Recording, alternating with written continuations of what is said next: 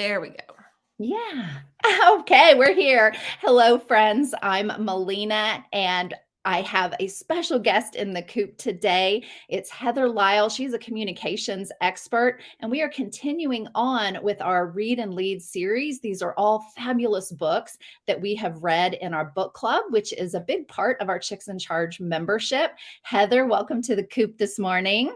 Thanks so much for having me. It's awesome to be here. Yeah, so today we're going to talk about cues, and it's all about how to improve our charisma through Right. communications. Heather is holding the book up there. It's by Vanessa Van Edwards.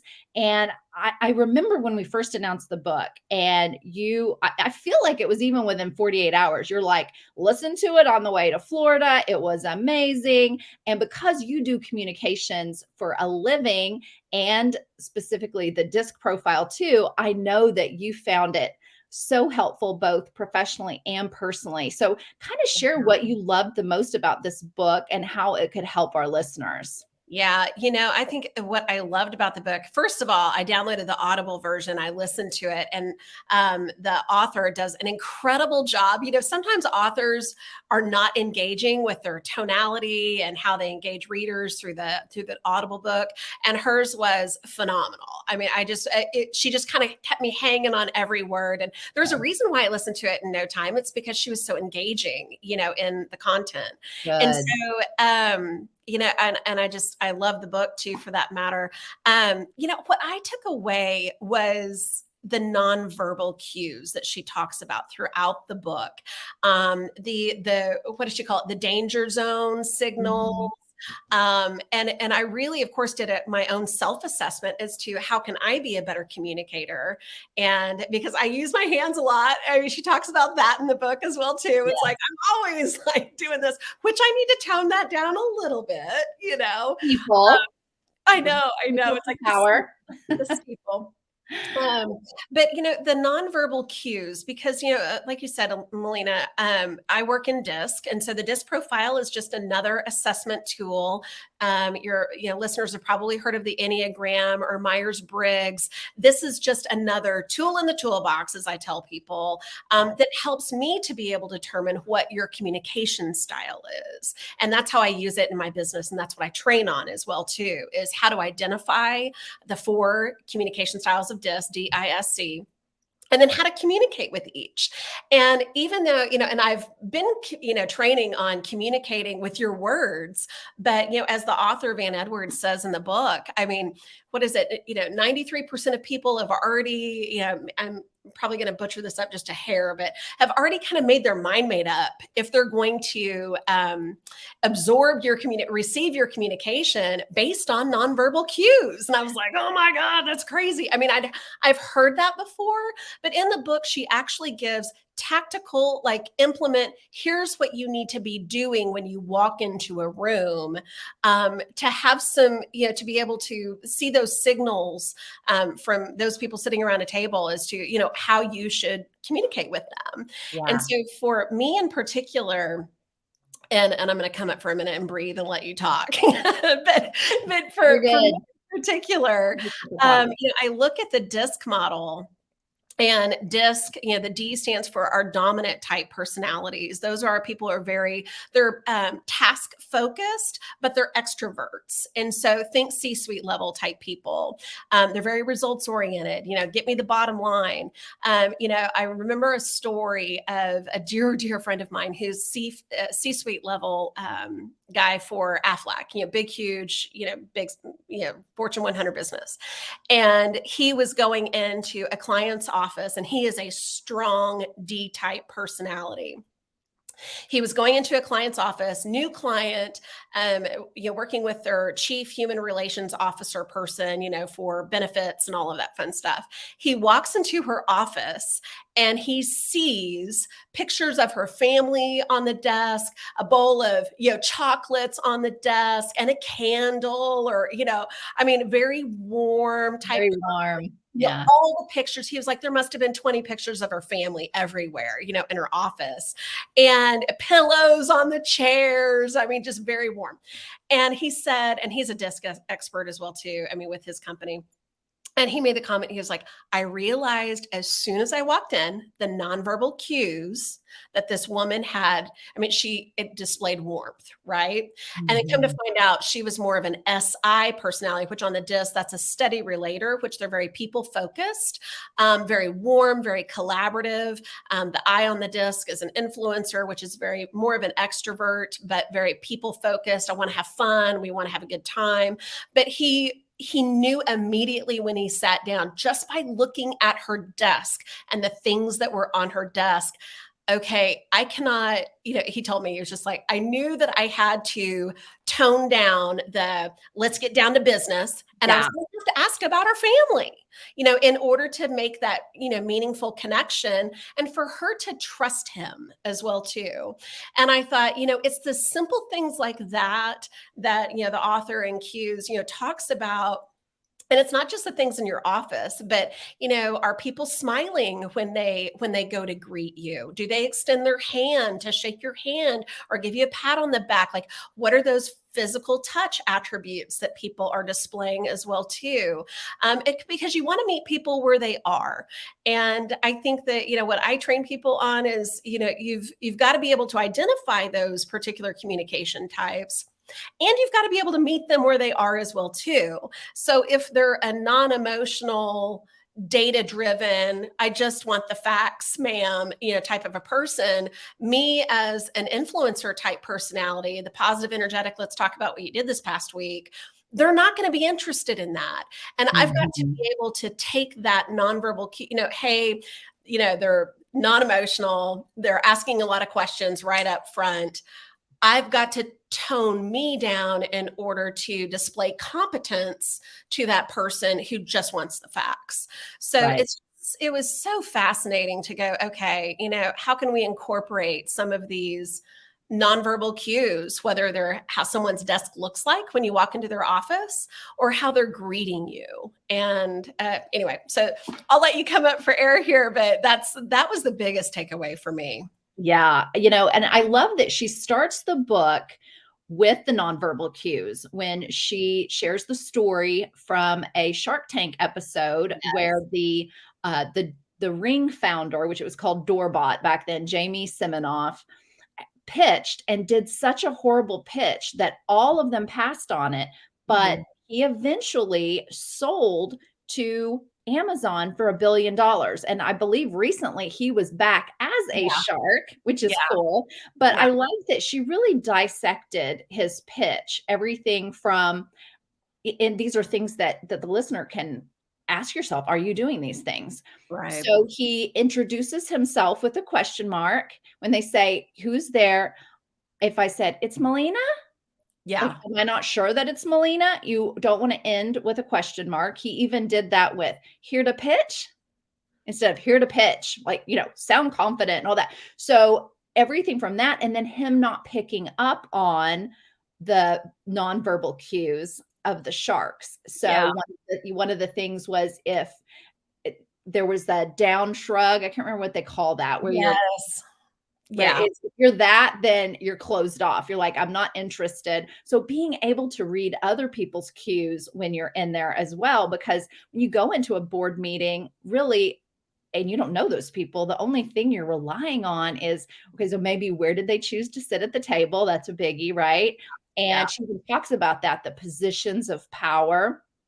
And so there are things that we can learn, and she calls it encoding and decoding. So we're going to decode others' communications, and then we'll be able to look at what we're doing to encode. And she even had those examples for when we go on Zoom, because even, I mean, Zoom was around, of course, before the pandemic, but now it's just a pretty regular thing that people are like, hey, let's hop on a Zoom or a Google Meet. And those things that you can do in the first 5 seconds to make an impression. And one of the things she said was to show your hands, even though you're like, why do I need to show my hands on the video? But it's just a psychological thing that if we don't see people's hands, then there's that triggers that, is that person dangerous? Like, I'm not sure what's going on here. And so we don't even, so much of this is subconscious. So I really appreciated that she shared things like that, that we may not even think about, that our brains, our reptilian brains, that part of it is still there looking for, is this person safe? And so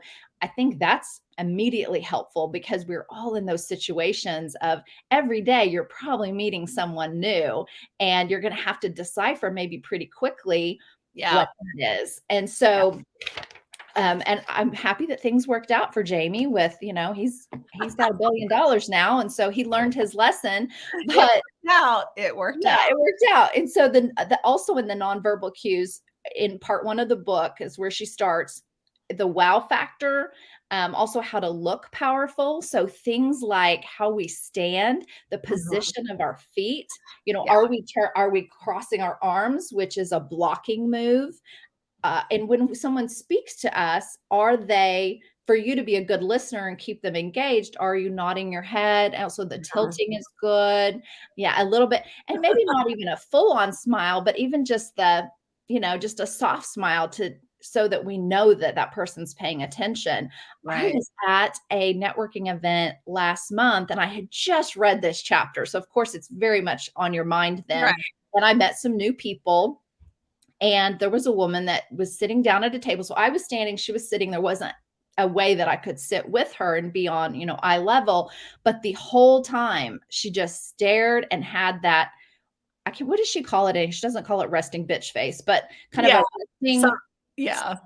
mean face sort of. And no matter what I said, she never gave any indication. It was almost just like a robot, standing there. Mm. And so I thought, I wish that she knew that because I'm sure people who do that, like we don't intend to come Right. across as mean or that I'm not paying Yeah. attention. Maybe she was really listening. I mean, her eyes were locked, but it was Yeah. just it did make me want to stop or think, am I saying something wrong? Because she's Oh, not yeah. giving me anything. It felt Yeah. like a one way. And even when she would answer a question, it'd be really short. So yeah, definitely she was not on the warmth scale at all.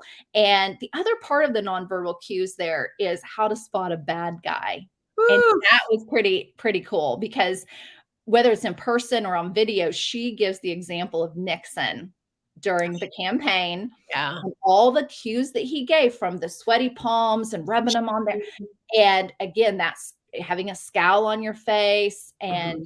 and of course then going into the verbal, the things that we can say. So I agree that that first part, the nonverbal, was so huge because I think so many of us do it and don't realize it. Oh, And so yeah. that's something we could immediately today start taking control of and recognizing and working on.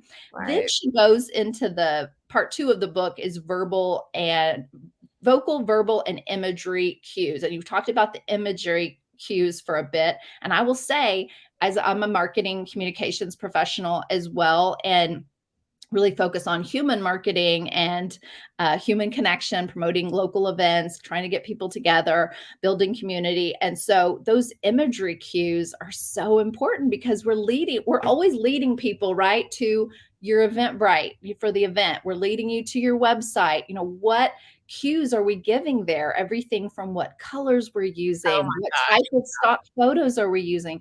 And Yeah. she even talks about what fonts you're using and how those are different culturally.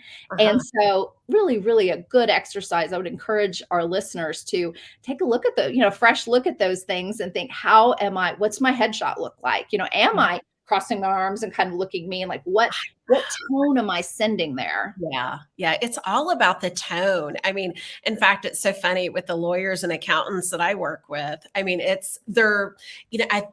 I think that there's been this stigma of, I mean, in order to look professional, you can't smile. You've got to have the arms crossed. It looks like a powerhouse, so to speak. Right. And I'm like, oh my gosh, you're sending the complete wrong signal by doing that. And how many, I mean, realtors, lawyers, accountants do we know where we see their headshots where it's like, they're not even smiling? And it's just even in a picture, and she was talking about that in the book too. And it's a turnoff. It's a turnoff to people. I'll give listeners an example. There was a client that I was working with this past fall who partner, accountant, major firm. She's a powerhouse, gorgeous woman, technically savvy, super smart. She went in to go pit with a couple of colleagues of hers from the firm went in to go pitch new business to a private equity healthcare company. Anyway, and left, did the pitch, left the pitch, came back the next day. The CFO of that company emailed the managing partner saying, hey, we want to go with you guys, but we don't want to work with this woman. And she's the one who put the proposal together. And I mean, it was I'm talking serious blow, right?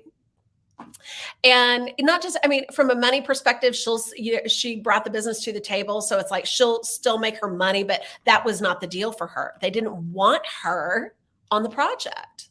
And she was, I mean, just, dumbfuddled as to what happened. Like, why do you not want to work with me? I'm the one who put all this stuff together, And it was interesting. The CFO and her, like the CFO was going to be the primary working with the team, right? And the CFO did not feel comfortable, confident, didn't feel like there was any relationship building going on. And I'll say this much, this particular woman, and I love her to pieces, but when she walks into a room, she doesn't smile. She's very closing, the whole closed off thing going on, right? She will hold her, brief or the little portfolio thing that she carries into me. She'll hold it across her chest like this, kind of a thing. And I was just like, sis, the energy that you put off into a room is the energy that's going to be met, as well too. So you got to be mindful of that when you're walking into that room and you're seeing that everyone is having those table conversations about what happened this past weekend or where they're going to go for cocktails tonight or something. And you're walking in, not even smiling, not making eye contact, actually blocking, as the author in the book, talks about too, blocking yourself. That's not going to go over well, and in her case, she wasn't the lead on the big project that she brought in, Yeah. And so you got to be mindful of those things, especially, and again, bringing it back to DISC, she is a C type on the DISC, which is our conscientious types. They're highly analytical, very logical, non-emotional, data-driven. I mean, anything and everything that you would want in an accountant, right? But and it's so funny. She and I were talking about this, and I gave her the book cues as well too. And I just was like, listen, it's not about changing who you are as a person when you walk into a meeting with different people, different types and styles of people. But you have to, if you're selling business, I mean, if you're a business owner or you're someone like a partner looking to bring in business and business development as part of your shtick, you've got to find ways to connect with people or you're not going to do, period, end of story. That's how it works. So I think for us to realize that we all emit an energy and you are always either attracting or repelling other people. Yeah. And I don't think that we mean to do it, but we just need to know that that is what it is. And there's nothing woo-woo about it. That's how humans are built and programmed. And women especially are very good. And she talks about this in the book about identifying others' emotions and reading people's faces and even noticing the difference of tone of voice.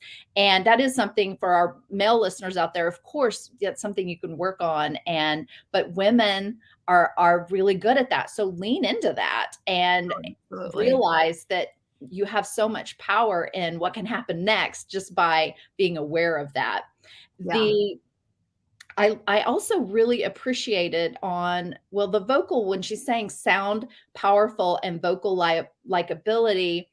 We were talking at book club, Wednesday night, and we were talking about voices that we really like, whether it's a celebrity voice or podcaster, because that is another thing where you'll hear someone's voice and sometimes it's just such a turnoff. And she does say in the book that people tend to prefer a male voice, which is lower, and that except for little babies who prefer a high-pitched voice, that we tend to not like female voices as much. And so she gave the example of, several people in there, including herself, that had really worked on her tone so that she could bring her voice down. But by doing that, we don't, not so much that we're not going to sound like ourselves, but making sure that we are articulating words and still using that modulation, using things like power pauses, she calls it, so that just like what you said, she does in the story, obviously she's using her own research to great benefit to keep you engaged. And you want your voice to keep people on the edge of their seat when you're sharing a story or doing a pitch. Right. I'm going to tell you today how you can make $1 million. And that pause, they're like, what is it? Give it to me. And so that's why it's so good to practice that, even whether, so I'm sure this book is primarily great for, yes, business owners, salespeople, customer service people, but we can use it in every relationship. So that's why I'd recommend for everyone to at least go through, read the summary, get some of these points. She's been a guest on a lot of podcasts. She has videos on YouTube. So even if you do that and not read the whole book, I think we'd still get something from it. Yeah. I've been working. I was just saying, I have to interject just something really quick. Sure. She was on Mel Robbins. If you hop on YouTube and search up Mel Robbins' YouTube channel, Mel Robbins interviewed her recently, like within the past month or two. And it's about a 60 to 75-minute interview. And I mean, if you want the highlight reel of the book, Mel Robbins, and of course, Mel Robbins is just a phenomenal interviewer as well too, but it was a super great interview that just kind of gave the highlights of the book. You got to go check it out. It was really good. And now that you said that, Heather, I think that's where I found out about this book. Oh, how funny. Mel, yeah, she does releases 2 episodes a week. And so I'm sure that's probably where I found out about this book. And I think I immediately picked it right after that. So yes, I highly recommend that episode. I learned so much just listening to that. And then I thought, wow, I know she's got probably 50 other great tips that we can learn from, and which was true. Yeah. So the other thing, not only working on our vocal tone and verbal, but choosing the words that we say. She had a great challenge in there about looking at our written communications, which for most of it's these days, it's going to be texting and emailing, right? And looking at the words that you use. Are they negative or neutral, which is boring? Like, are you just sending a boring email?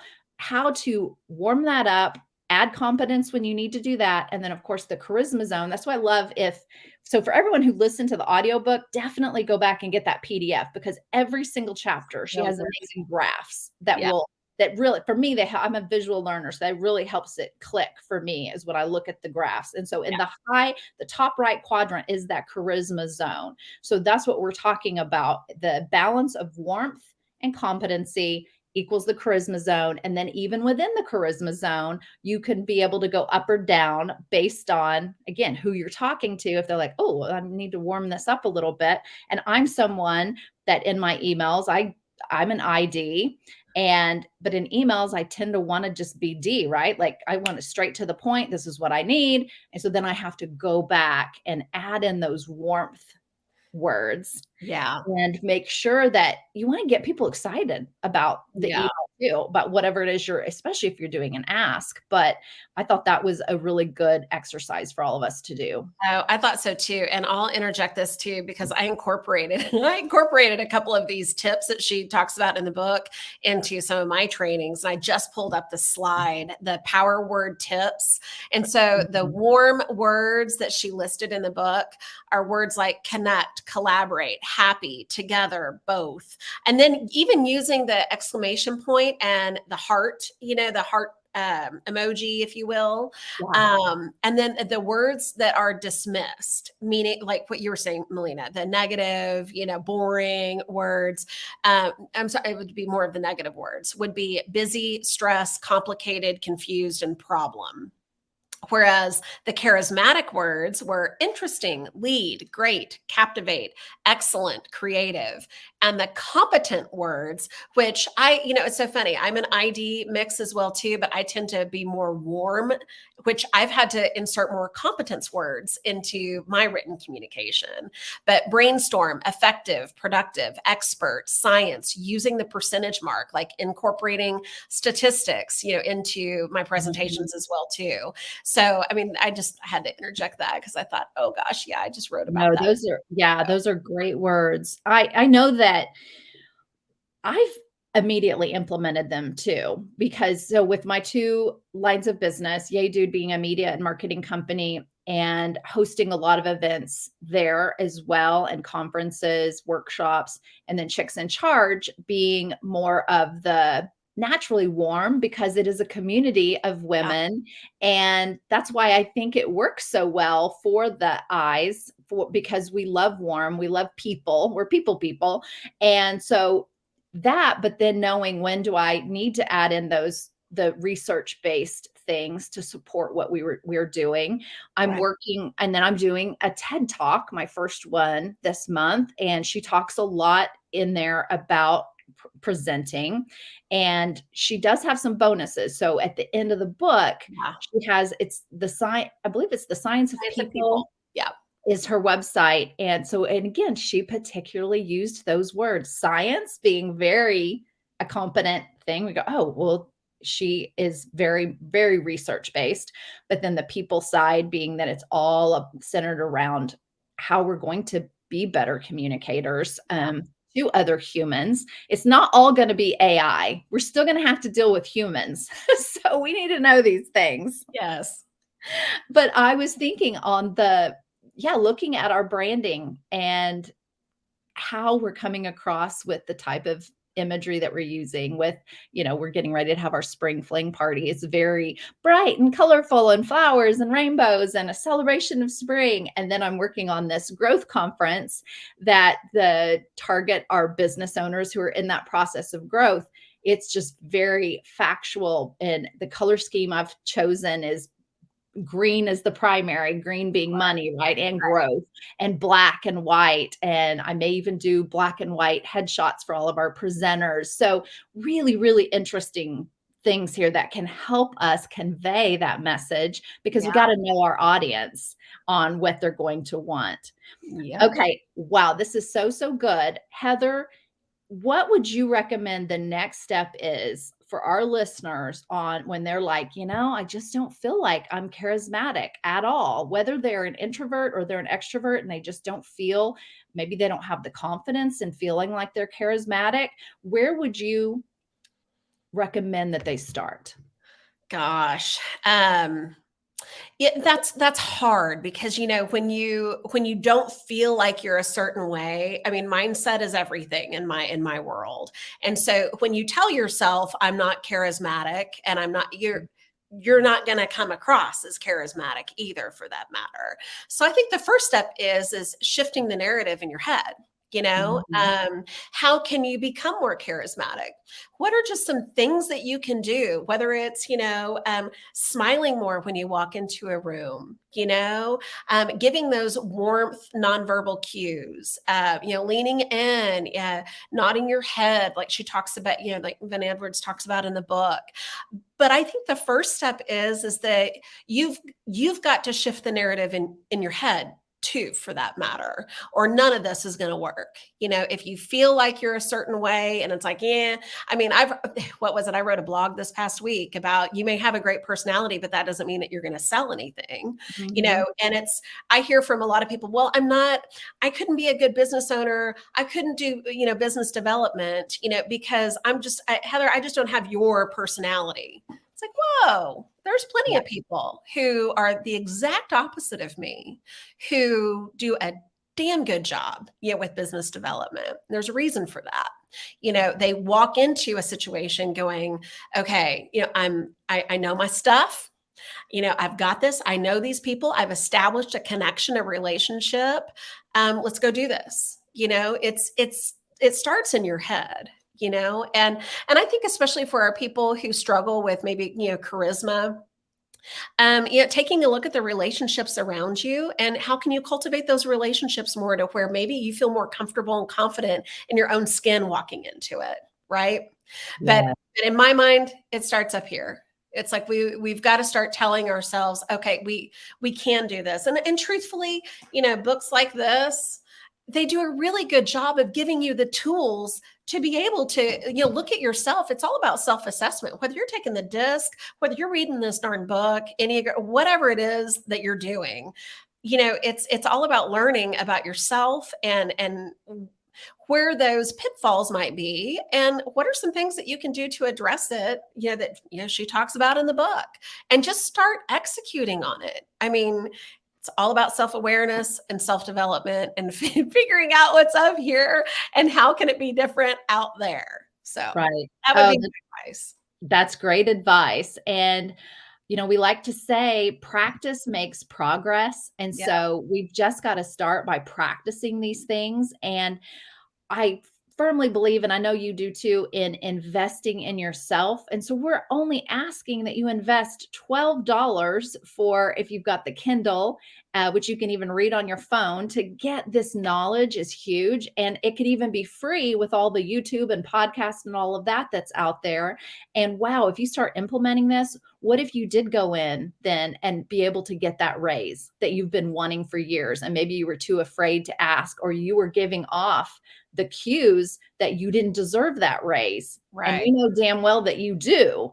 And you've got to be able to confidently give those cues and the signals that I deserve this. Same thing with doing that sales pitch. You could be a billionaire someday. Who knows? I mean, keep working on this. And it's the little things that are going to make such a huge difference that we don't even realize the impact that we're making now, but that we could make, how much more powerful we could be if we just adopted some of these things. So I really appreciate this discussion so much today. We will put in our show notes the ways that you can connect with Heather and also find out more about Chicks in Charge, because this is what we're all about. We are all about leadership development and connecting and collaborating. We believe that women should empower other women and that we're stronger together. And it's little things like this where it's like, oh, well, Heather knows this. I don't know that. So I'm going to learn that from Heather. And then, Jan over here knows about retail and sales in another way. And so she can help us with this. And so that's what it's all about. So I'd encourage everyone to go to chicksincharge.club and learn more about our chapters and just how to be involved and how to elevate this year, which is our theme for the year, is elevate. And I think elevating our charisma, dang, that is a good place to start. I'm kind of liking it. I'm liking it. Thank you so much, Heather. We will talk to you soon. And listeners, will be back next week with another great book. Perfect. Thank you.